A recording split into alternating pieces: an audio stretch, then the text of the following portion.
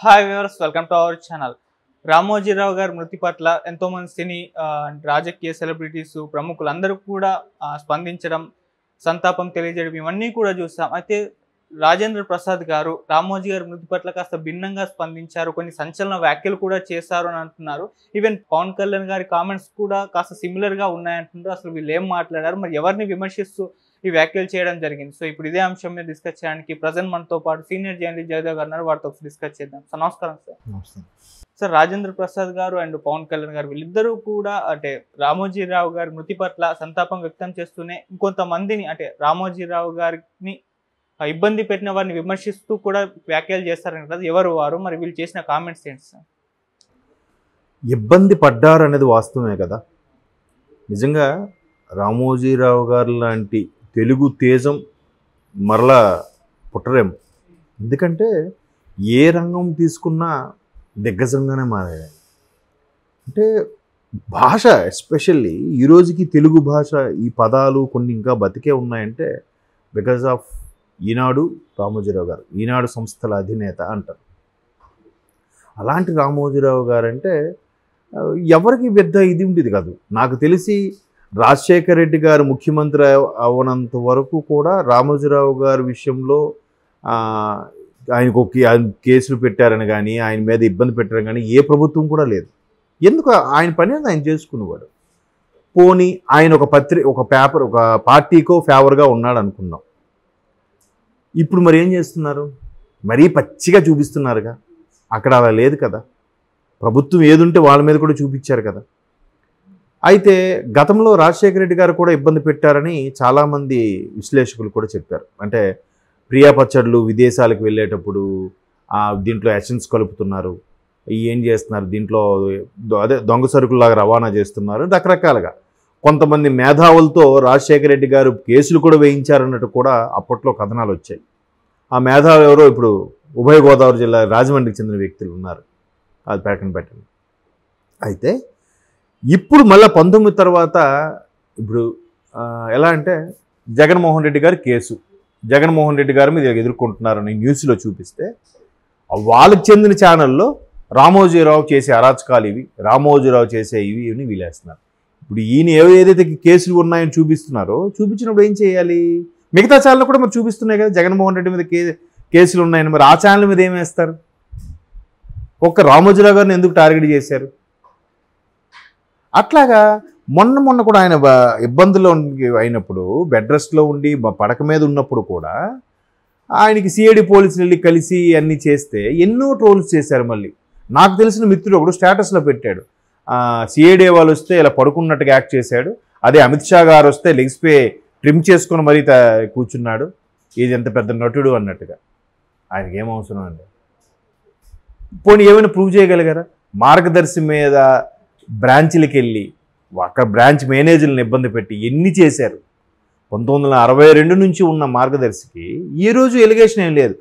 ఒక ఖాతాదారుడు నాకు డబ్బులు ఎగ్గొట్టాడని కానీ, ఒక ఖాతాదారుడు నాకు ఇబ్బంది పెట్టాడని కానీ ఒక్క కేసైనా ఫైల్ అయిందా ఇన్నేళ్లలో? ఈవెన్ తమిళనాడు ఎక్కడ చూసుకున్నా కూడా. మరి అలాంటప్పుడు ఇందులో లిటిగేషన్ ఉంది, ఇందులో ఈ సెట్టింగ్ ఉంది, ఎందుకు అంత కక్ష సాధింపు? ఇప్పుడు వాస్తవానికి జగన్మోహన్ రెడ్డి గారు క్విడ్ ప్రోకో కింద కేసు ఎదుర్కొంటున్నారు. 2000 ఎప్పుడు 11-12 నుంచో ఎప్పటి నుంచో ఎదుర్కొంటూ ఉంటే 12 ఏళ్ళుగా బెయిల్ మీద ఉన్నారని కూడా చూసాము. మరి అవన్నీ చేసింది ఎవరు హయాంలో జరిగింది? సోనియా గాంధీ గారు లేదా కాంగ్రెస్ ప్రభుత్వం హయాం. మరి మీరు దమ్మున్న మగాలు, మీ టాలెంట్ అంటే కాంగ్రెస్ ప్రభుత్వం మీద చూపించుకోవాలి కదా. పోనీ అక్కడ ఏమైనా చేయగలిగారా? అక్కడ చేయలేక ఎక్కడ చేయడం ఏంటి? ఇలాంటి కక్ష సాధింపు ఏంటి అనేది చాలామంది అభిప్రాయం.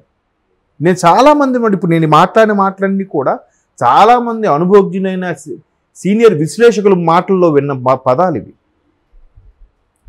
ఈవెన్ సోకాల్డ్ సీనియర్ జర్నలిస్టులు కానీ, లేదంటే సబ్ ఎడిటర్లు కానీ, సీనియర్ చీఫ్ ఎడిటర్లు కానీ, వీళ్ళందరూ కూడా ఎక్కడ ఉన్న వాళ్ళండి? ఆయన స్కూల్ నుంచి వచ్చిన వాళ్ళేగా, ఆయన స్టూడెంట్స్గా అనుకోవచ్చా? ఒకరు ఇద్దరు తప్ప సోకాల్డ్ దిగ్గజాలు, ఈరోజు ఛానల్ నడిపిస్తున్న దిగ్గజాలు కూడా. అవునా?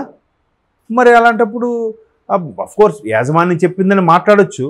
మరి అంత పచ్చిగా ఆయన మీద అలాగ చేసి ఎన్ని ట్రోల్స్ చేశారు. అది ఒక రకమైన మానసిక క్షోభ అయి ఉండొచ్చుగా ఆ వయసులో. చిన్నపిల్లలు ముసలి వాళ్ళు ఒకటే అంటారు కదా, 70 దాటితేనే వాళ్ళు ముసలి వాళ్ళు అయిపోతారు, చేదస్తం వచ్చేస్తుంది అంటారే. 80 దాటింది. 80 వరకు కూడా ఆయన పేపరు టీవీ అన్నీ చూసుకొని ఇంకా సర్లే అని చెప్పి ఈటీవీ తెలంగాణ ఒకరికి, ఆంధ్రప్రదేశ్ ఒకరికి, పేపర్ ఒకరికి అలా ఇచ్చి అడ్జస్ట్ చేసి ఏదో గాలం గడుపుతున్న వాళ్ళకి ఆ ఏజ్లో కూడా ఇబ్బంది పెట్టారు. గౌరవ కదా, ఉండవేలు గారితో కూడా అప్పుడు కేసులు వేయించారని కూడా వార్తల్లో చూసాం గతంలో. మరలా ఈయన హయాంలో ఈయనకి ఇబ్బంది పెట్టారని కూడా వార్తలు వచ్చాయి. ఆ ఉద్దేశంతో మీకు మానసికంగా మరి కాస్త కుంగిపోయి ఇంకా 4-5 ఏళ్ళు బతకాల్సిన వాడు త్వరగా ఇదైపోయారేమో. ఆ మానసికంగా అయినప్పుడు తెలియకుండానే బీపీ షుగర్లో కూడా పెరుగుతాయి కదా, ఒత్తిడి పెరుగుతుంది కదా, ఆ వయసులో తట్టుకోగలరా? మేబీ రాజేంద్ర ప్రసాద్ గారు అది కూడా వాస్తవమేమేమో. మీరు అన్నట్టు పవన్ కళ్యాణ్ గారు కూడా, నేను అసలు నిజంగా ఆయన 20 ఏళ్ళు ఈటీవీ సెలబ్రేషన్స్కి చీఫ్ గెస్ట్గా వెళ్ళాడు ఆయన. అప్పటికి ఫుల్ బేడ్ అది పెంచుకొని అని చెప్పాడు. నేను పొద్దున్న తెల్లవారితే పేపరు కాఫీ తాగిందే, పేపర్ చదవందే స్టార్ట్ అయ్యేది కాదు ఆ రోజు దినచర్య. పేపర్ అనగానే ఫస్ట్ గుర్తొచ్చేది మన ముంగిట్లోకి వచ్చేది ఈనాడు పేపరు అని చెప్తూ ఆయనకి తెలియకుండానే ఒక శిష్యుడిగా, ఒక అభిమానిగా ఉన్నాను అని కూడా చెప్పుకొచ్చాడు ఆయన. అలాంటి ఆయన ఈయన ఎంతో అభిమానించే వ్యక్తి. సరే గవర్నమెంట్ వచ్చింది, గవర్నమెంట్ ప్రమాణ స్వీకారం అయ్యాక వీళ్ళు కలుద్దాం అనుకున్నాను, బట్ చనిపోయాను. ఆయన ప్రభుత్వాలు ఇబ్బంది పెట్టాయి అన్నాడు. ప్రభుత్వాలు, నాట్ ప్రభుత్వం. ప్రభుత్వాలు అంటే ఆల్రెడీ వైసీపీది. ఇంతకుముందు కూడా ఒక ప్రభుత్వం 1000 నాగలతో దున్నిస్తామని కూడా అన్నారుగా. పేర్లు అనవసరం.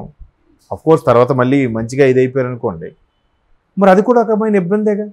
బట్ ఇక్కడ ఆంధ్రప్రదేశ్ ప్రభుత్వం ఇబ్బంది పెట్టినంత ఇబ్బంది అయితే పెట్టలేదు. జస్ట్ స్టేట్మెంట్ వరకే కానీ మరీ ఆయన బెడ్ రెస్ట్ ఐసీయూలో ఉంటే లోపలికి వెళ్ళిపోయి కూడా సిఐడి వాళ్ళతో చేపించేసి అయితే ఆయన బాగాలేకపోతే ఎవడికి నష్టం, వెళ్ళు సమన్లీ ఇట్లాగా ప్రెషరు. ఏం చేస్తాడు ఆ అధికారి కూడా. మరి అంత రామోజీరావు గారిని, చంద్రబాబు నాయుడు గారిని వదలని వ్యక్తులు ఆ డాక్టర్ సుధాకర్ లేకపోతే ఇంకా దళిత డ్రైవర్ వీళ్ళందరినీ వదులుతారా? వదలరుగా. ఇవన్నీ మర్చిపోయారు ఇప్పుడు. సో రాజేంద్ర ప్రసాద్ అంటే ఇప్పుడు వాళ్ళందరికీ తెలిసిన విషయమేనండి, ఓపెన్ సీక్రెట్. రామోజీరావు గారికి బాగాలేనప్పుడు కూడా సిఐడి వాళ్ళు ఇబ్బంది పెట్టారనేది ఓపెన్ సీక్రెట్. బట్ దాన్ని ఎవరు మాట్లాడతారు? ఎవరు మాట్లాడాలి? ఎవరో ఒకరు మాట్లాడాలిగా. రాజేంద్ర ప్రసాద్ గారు మాట్లాడారు. దాన్ని ఎవరు ఖండించట్లేదు చూసారా. చర్చనీయాంశం అయిందంటే చర్చనీయాంశం అవుతుంది వాస్తవాలు కాబట్టి. ఎవరో ఒకరు మాట్లాడాలిగా, ఎవరో ఒకరు చెప్తారు. మొన్న నరేష్ గారు కూడా కొన్ని విషయాలు ఇలాగే ఇండైరెక్ట్గా మాట్లాడాడు ఆయన. వస్తారు ఇంకా అలా ఒక్కొక్కరు బయటకు వస్తారు. అక్కడ ఉంటే మమ్మల్ని షూటింగ్ చేసుకునేవరేమో, మా సినిమాలు ఆడనేవరేమో, మా ప్రభుత్వంతో కేసులు పెట్టిస్తారేమో భయంకి అలాగా మిన్నకు ఉండిపోయారు. ఇప్పుడు ఒక్కొక్కరు వస్తారు బయటికి. అవునా కాదా? మేబీ అంటే ఇప్పుడు ఎంతో కొంత టెన్షన్ ఉంటుంది కదబ్బా. నేను ఎంత తప్పు చేయలేదు అన్నా కూడా వాడు ఊరికి కేసులు బనాయిస్తే ఏం చేయగలుగుతాడు చెప్పండి. చంద్రబాబు గారిని కూడా అరెస్ట్ చేయడం తప్పు కాదు. ఏ టైంలో అరెస్ట్ చేశారండి? ఎన్ని గంటలప్పుడు వెళ్ళారండి? ఆ టైంలో ఆయనకి దోమలు కొడుతున్నాయి, పర్యవేక్షణ లేదు, ఆరోగ్యం అని అంటే రంబాబు వరస వచ్చి కొడతారా, దోమలు కొట్టకపోతే అన్నాడు ఒకడు. చాలా మానసికంగా చాలా చేశారు కదా. ఏమి సరైన సదుపాయాలు పెట్టించకపోవడం, ఆడు ఫ్యామిలీ డాక్టర్ మేము పిలిపించుకుంటామంటే ఆ డాక్టర్ని పెట్టించడం, అది కూడా డాక్టర్ ఇప్పుడు రాడు రేపు పొద్దున్న వస్తాడనడం, ఎన్నో చేశారు. ఏమో నన్ను చంపడానికి కుట్ర జరుగుతుందని భయపడిపోయి టెన్షన్ అయిపోయి ఆయన ఏదో బీపీ షుగర్ స్ట్రోక్ గట్రా తెచ్చుకుంటే అన్నిటికీ నిజంగా ఎన్నో కష్టం ఇవన్నీ చూసుంటాడు. ఇవన్నీ చూసి ఎదురొడ్డి నిలబడ్డాడు ఆయన.